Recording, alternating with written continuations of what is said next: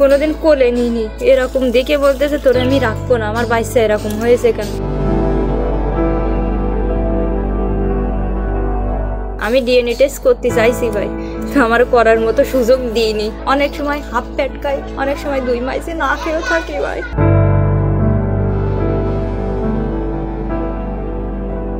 আমাদের ঘরও নেই ভাই, রাতের বেলায় ঘুমাতে পারে না, পরের বাড়ি যে ঘুম পড়ি। যশোর সদর উপজেলার বাউলিয়া চাঁদপাড়া গ্রামের মোজাফফর হোসেনের সাথে 2020 সালে পারিবারিকভাবে বিয়ে হয় কুয়াদা বাজুয়াডাঙ্গা গ্রামের মনিরা খাতুনের। এরপর 2022 সালের 13 নভেম্বর এই দম্পতির ঘর আলো করে আসে একটি কন্যা সন্তান আফিয়া। তবে শিশুটি দেখতে অনেকটা ইউরোপীয়দের মতো, আর এতেই ঘটে বিপত্তি। অপবাদ দিয়ে স্বামী মোজাফফর তালাক দেন স্ত্রী মনিরাকে। নবজাতক মেয়েকে ত্যাগ করে চলে যান প্রবাসে। হওয়ার পরে যখন দেখেছে এরকম হয়েছে, বাইসাটা কোনোদিন কোলেও নিইনি, যে সে বাপ যে বাইসাটা আমি একটু কোলে নিই, আমারই তো সন্তান ভাই, তাই কোনোদিন কোলে নিইনি। এরকম দেখে বলতেছে তোরে আমি রাখবো না, আমার বাচ্চা এরকম হয়েছে কেন। তারপরেও কষ্টে মষ্টে থাকি পরে, তাই ও মনে মনে থেকে আমাদেরকে তালাক দিয়ে দিয়েছে। আর সে তালাক দেওয়ার পরপরই সে বিদেশ চলে গেছে ভাই। আমি ডিএনএ টেস্ট করতে চাইছি ভাই, তো আমার করার মতো সুযোগ দিইনি, সে বাইরে চলে গেছে। অভাবে সংসার আর সৎ মায়ের ঘরে বড় হয়েছেন মনিরা। বিয়ের পর নতুন জীবন ফিরে পাবেন এমন প্রত্যাশা দুঃস্বপ্নের রূপ নিয়েছে তার। শঙ্কা মেয়ে আফিয়াকে নিয়েও। আমি অন্যর বাড়ি কাজ করি, আমার বাচ্চার মুখে 2 ভাত তুলে দিই। অনেক সময় হাফ পেট খাই, অনেক সময় 2 মাসে না খেয়েও থাকি ভাই। অনেক কষ্টে অনেক জীবন যাচ্ছে। আমার মা নেই, আমরা 3 বোনই, বা আমাদের ঘরও নেই ভাই, রাতের বেলায় ঘুমাতে পারে না, পরের বাড়ি যে ঘুম পড়ি, যে বাইসানে কোথায় ঘুমাবো, কিছু নেই আমাদের। আমি অনেক কষ্টের পাশে, অনেক অসহায় ভাই, আমাদের পাশে সেরকম কোনো লোক নেই।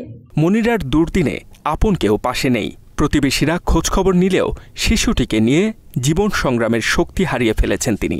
পরিবার খুব অসহায়, তারা খুব গরিব মানুষ, তার মা মারা গেছে, তারা ছোটো থাকতে কোনো কারণ মা মারা গেছে। এখন তাদের কষ্ট করে 2 বোন ছিল, বড় বোন 2টোরও বিয়ে হয়ে গেছে। এখন ওনারও বিয়ে হয়েছিল, বিয়ে হওয়ার পরে সেখানে বাবুটা হওয়ার পরে বাবুর এই সমস্যার কারণে ওনার স্বামী ওনারা রাখেনি, না রেখে ওনারা তালাক দিয়ে গেছে। এখন ওরা খুব অসহায়। এখন ওই বাচ্চা মনে করেন যে যদি জোরটা তাহলে খাওয়া মানে মুখে 2টো ভাত দিতে পারে, আর না হলে পারে না। এখন তাই বাচ্চাটা হওয়ার পরে শত্রু হয়ে দাঁড়ালো, যা হচ্ছে করে এ বাচ্চা আমাদের না। এবারে এই দিক থেকে সব বললো যে বাচ্চা তোমাদের না, বাচ্চা কি উড়ে আইছে, এই বাচ্চা তো তোমাদেরই বাচ্চা। তা কাছে না আমাদের বাচ্চা নাই। তো সেইভাবে ওর বাচ্চার বাপ তো এই পর্যন্ত কোনো খোঁজ খবরও নেয় না। দেখা যাচ্ছে পরে গন্ডগোল হওয়ার পরে বাচ্চাটা ছাড়াছাড়ি হয়ে যায়। হয়ে যাওয়ার পরে তারা কেউ আসে না এই জায়গা দেখতে, এমনকি তার দাদা দাদিও আসে না, একটু খোঁজ খবরও নেয় না যে আমাদের বউ যাই জায়গায়, কিন্তু বাচ্চাটা কেমন আছে বাচ্চাটার একটু দেখে আসে, তাও কেউ আসে না। সেইভাবে আপি আর আম্মু আমার বাসায় কাজ করে, আর মনে করেন আমরা দিলি খায়, না দিলি না খেয়ে থাকতে হয়। ওর বাচ্চাটা নিয়ে অনেক কষ্টে দিন কাটাচ্ছে। আর আফিয়া এরকম হওয়ার কারণে ওর বাবা মাকে ছেড়ে দেয়। মাত্র 30% টাকায় জমির মালিক হয়ে নতুন বাংলাদেশের গড়ে তোলার স্বপ্ন দেখা বাংলা বসতি। স্থানীয় সালিশের সন্তান ডিএনএ পরীক্ষার বিষয়টি আসলেও তাতে কর্ণপাত করেনি পাষণ্ড পিতা মোজাফফর। আমরা যেহেতু উনি হচ্ছে একটা সমস্যার, যেহেতু বিয়ে হয়েছে, বিয়ে হওয়ার পরে যেহেতু তার একটা আছে যে কামিনের টাকাটার ব্যবস্থা আছে, এবং তা যখন ছাড়াছাড়ি হয় তখনই তার ভরণ পোষণের ব্যবস্থাও তিনি করবেন। এটা আমরা উনি যদি আমাদের এই গ্রাম্য আদালতে যদি অভিযোগ দেয়, আমরা অভিযোগ গ্রহণ করব। আমরা তাৎক্ষণিকভাবে আমরা তার মানে ব্যবস্থা নেওয়ার জন্য আমরা পদক্ষেপ নিব। চিকিৎসকরা বলছেন অ্যালবিনিজম নামক রোগের কারণেই এমনটি ঘটেছে শিশুটির ক্ষেত্রে, যার চিকিৎসা পদ্ধতি এখনও অনাবিষ্কৃত।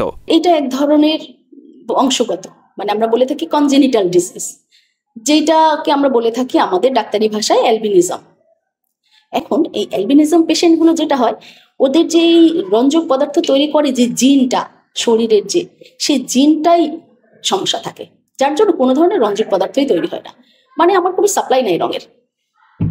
এটাই আমরা, এটা এমন না যে কোনো ধরনের শারীরিক অসঙ্গতির জন্য এটা হচ্ছে যে অন্য কারোর সাথে যৌন মিলন হয়েছে, এই জন্য আমার ফ্যামিলির বাচ্চাটা আমার মতো হয়নি, যেটা বললেন যে ডিভোর্স হয়ে গেছে, এই জিনিসগুলো ভ্রান্ত। এগুলো আসলে একটা রোগ, যেটা একটা লাইফ লং রোগ, চিরকাল ব্যাপী ধরে চলার মতন রোগ। এটা ট্রিটমেন্টটা আমরা এখনো পর্যন্ত কোনো আবিষ্কার করতে পারিনি। ঘটনাটি জানার পর মনিরা ও আফিয়ার পাশে দাঁড়াবার আশ্বাস দিয়েছেন জেলা প্রশাসক। এই জেলার কোনো নাগরিক যদি গৃহহীন অবস্থায় থাকে বা কোনো অসুবিধায় থাকে, তাহলে জেলা প্রশাসক হিসেবে আমাদের তা অবশ্যই করণীয় আছে। আপনি যে বিষয়টা বললেন, এই বিষয়টা আমরা খোঁজ খবর নিয়ে যদি তার আর্থিক সাহায্যের প্রয়োজন হয় তাৎক্ষণিকভাবে আমরা সেটা ব্যবস্থা নিতে পারবো। আর ঘরের যে বিষয়টা বলেছেন, এটা আমাদের সাধ্য অনুযায়ী তার যে একটা ব্যবস্থা যেন হয়, এটা আমরা ব্যবস্থা করব। বিষয়টি নিয়ে অভিযুক্ত মোজাফফরের পরিবারের সাথে যোগাযোগ করা হলে ক্যামেরার সামনে কথা বলতে রাজি হননি তারা। এই যে মাতাউল্লাহ, বাংলা এডিশন।